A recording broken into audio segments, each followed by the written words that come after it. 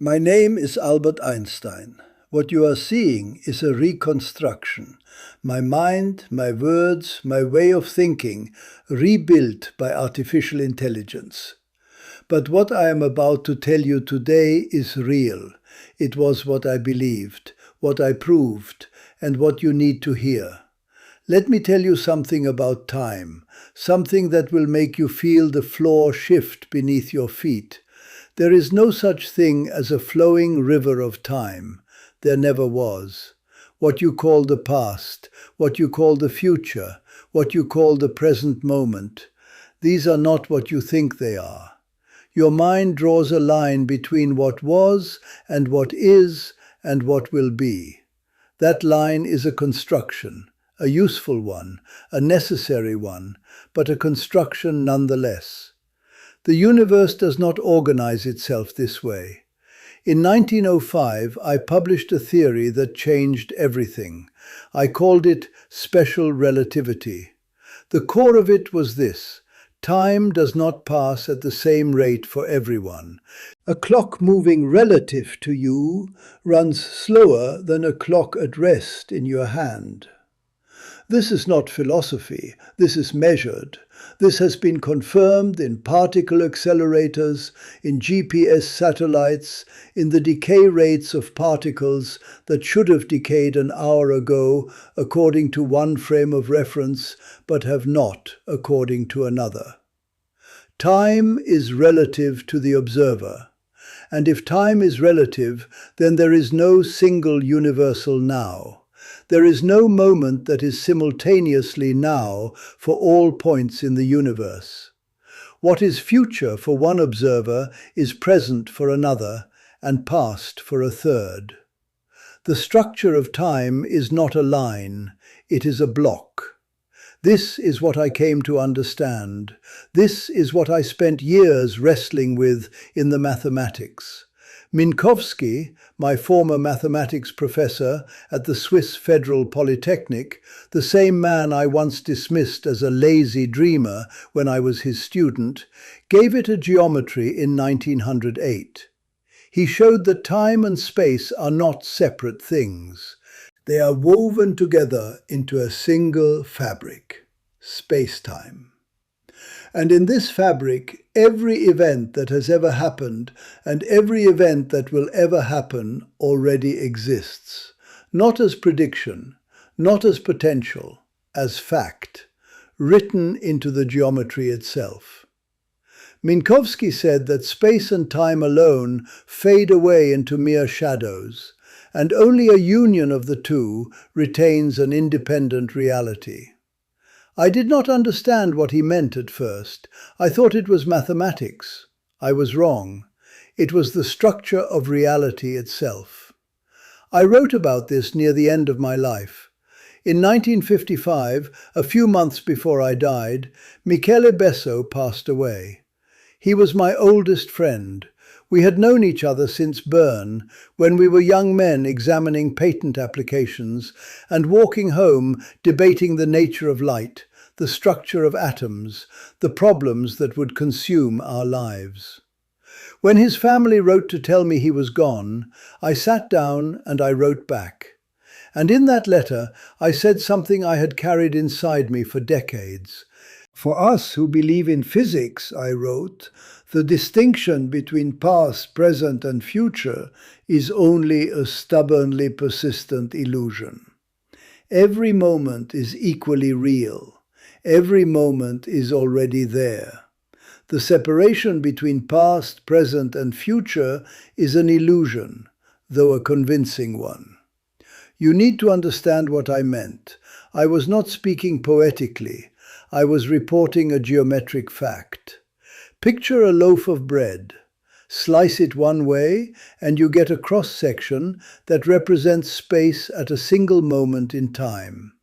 Slice it another way, and you get a cross-section tilted at an angle, representing the world line of a person or a photon, or anything moving through space-time. But the loaf already exists. All the slices are there. All the moments are baked in. When you ride a train moving near the speed of light, your slice of space-time tilts relative to someone standing on the platform. Your present is not their present. Your past is not their past. But both slices are real. Both exist inside the loaf. Neither one is more correct. Neither one is more real. The loaf does not change. It simply is. It has always been. It will always be. Complete. Now I know what you are thinking. You are thinking about your own past. You are thinking about the choices you made, the words you said, the things you did not say. You are thinking about the version of you that existed 5 years ago, 10 years ago, in some moment you wish you could revisit. You carry that moment inside you like a stone. You think about it because you believe it is gone. You believe it happened, and then it ended, and now you are here, and that person is somewhere behind you in the flow of time. But here is what I need you to hear. That moment is not behind you. That moment is inside you, not metaphorically, physically. The matter that constitutes your body today is almost entirely different from the matter that constituted your body 5 years ago. Your cells have replaced themselves. The atoms that were your skin or your bones or your neurons 5 years ago have been shed and replaced by new ones, drawn from the food you ate, the air you breathed, the water you drank. The carbon in your bones right now was in the atmosphere 6 months ago. The calcium in your teeth was in the soil. The iron in your blood was forged in a star that died billions of years before the Earth formed. You are not the same collection of atoms you were 5 years ago. You are not even close. And yet you remember, you feel it, you carry it. Because memory is not stored in atoms. Memory is a pattern, a structure of relationships between atoms, between neurons, between electrochemical states that encode what happened and why it mattered. And patterns do not travel through time the way matter does. They exist at the intersection of your past and your present, in the space between what was and what is. Your past is not gone. Your past is written into the geometry of space-time, alongside every other event that has ever happened, from the formation of the first hydrogen atoms after the Big Bang to the last heartbeat of your great-grandchildren's grandchildren. And that includes you. The person you were in that moment you wish you could change, that person is still there. Still real, still experiencing, in some sense, the moment that has not ended for them. From a certain point of view, still happening. This is the part that unsettles people, and it should unsettle you. Because if the past is not gone, then there is no escape from it. You cannot outrun it. You cannot rewrite it. You cannot pretend it did not happen. The universe does not edit itself. The geometry does not revise. Every moment is exactly as it occurred, frozen into the fabric of space-time forever, immutable, unchangeable, final in the only sense that matters, the sense that the geometry has already been written and will not be rewritten. I need to be precise here. There is a distinction that philosophers and physicists draw. Some say that only the present is real, that the past was real and is no longer, that the future is not yet real. This is sometimes called the A theory of time or presentism. I do not hold this view. The B theory of time, which says that all moments are equally real, and that temporal becoming is a feature of human consciousness rather than of the universe itself. This is the view that the mathematics supports. Every moment in space-time has the same degree of reality. The apparent flow of time is something that emerges from the way our brains process a world that does not, in its fundamental structure, actually flow. The brain creates the sensation of a moving now, the way it creates the sensation of color or depth.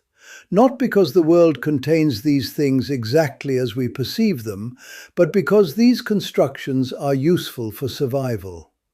I did not like this. I want to be honest with you about that. I did not like the implications that followed from my own theory. I was a determinist at heart. I believed that if you knew the exact positions and velocities of every particle in the universe and the laws governing them, you could predict everything that would ever happen. Not because I thought the future was fixed, but because I thought the mathematics would reveal a deeper layer of reality in which everything was determined. I searched for a hidden structure beneath quantum mechanics that would restore that picture. A hidden variable theory that would explain why the world appears probabilistic at the surface, but is deterministic underneath. I never found it, and that troubled me deeply. But I followed the mathematics, and the mathematics said that the universe has a geometry, and that geometry contains all moments equally, and that there is no cosmic editor rewriting the script as time passes. Some people find this liberating. They say, if the past is still real, then the people I have lost are not gone. They say this means something survives. I understand the impulse. I felt it myself when my first wife Mileva left, when my sister Maya died, when my old friend Michael Besso passed away in those final weeks of my own life. I understand wanting to believe that the people we love persist somewhere in the geometry. But I must be careful. I must tell you what the physics actually says, not what we wish it said. What the physics says is that the pattern that constitutes a person, their memories, their personality, their first-person experience of being someone, that pattern requires ongoing physical processes. Neurons firing, neurotransmitters crossing synapses, metabolic activity maintaining the electrochemical gradients that make thought possible. When those processes stop, something changes in a way I cannot predict from the physics alone. I do not believe that thing simply vanishes into nothing. Energy does not vanish. The conservation laws hold. Every joule of heat that ever radiated from every star, every erg of energy that ever powered every thought in every brain that ever existed, it is all accounted for, and it will go on being accounted for forever. But the experience, the conscious, felt sense of being that particular person in that particular moment, I do not know what happens to that. I refuse to pretend I did. I said to a friend once that I believe the state of mind which entitles a man to say that he thinks is something quite common. But genuine thinking is rarer, and the sense of being someone, the first-person experience, I did not have a physics for that, and I will not claim I did. What I do know is this: your past is not gone. And because it is not gone, it is still operative. It is still shaping the present you are living right now. Not as a ghost, not as a punishment, as a physical fact written into the structure of the world. Consider your choices. Every choice you make exists in a chain that stretches back through time without beginning and forward without end. You chose A instead of B because of a conversation you had 10 years ago. You had that conversation because of a mood you were in that morning. You were in that mood because of something you ate or did not eat, or because of a dream you barely remembered. And that dream connects to something else, a book you read, a person you met, a place you went. And that something else connects to something else, And the chain extends backward into childhood, into genetics, into the conditions of the solar system that allowed a planet to form with the right chemistry in the right orbit around the right star. And further back, into the supernova that forged the heavier elements, into the primordial fluctuations that seeded the formation of galaxies, into whatever initial conditions started the whole process that physics has not yet been able to describe because we do not yet have the complete theory. Every choice you made is the terminal point of a chain of causes that you did not choose and cannot fully trace. This is not fatalism. Fatalism says your choices do not matter. I am saying the opposite. Your choices are real. They happened. They contributed to the geometry of the universe in a way that cannot be undone. And that is precisely why they matter, not because they can be erased, but because they cannot be. The weight you feel when you think about something you did, that weight is the geometry of space-time telling you that it is real, that it happened, that it is part of what you are. The weight is not a punishment from a judgmental universe. It is the recognition that you are not a ghost haunting a timeline.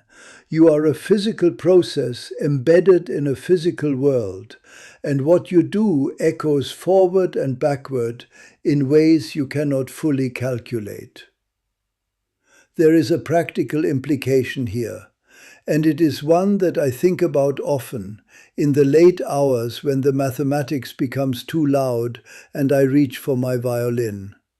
If your past is happening right now, if it is not behind you but around you, not gone, but woven into the structure of everything you are experiencing, then there is no reason to believe that the version of you who made those choices is somehow separate from the version of you who is living with the consequences. The distance you feel between who you were and who you are, that distance is the illusion of time flowing.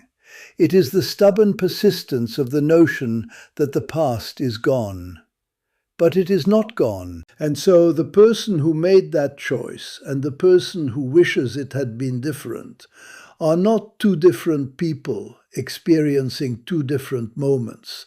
They are the same structure in the same block of space-time, experiencing itself from two angles simultaneously. You are not the accused and the accuser. You are the event and the echo.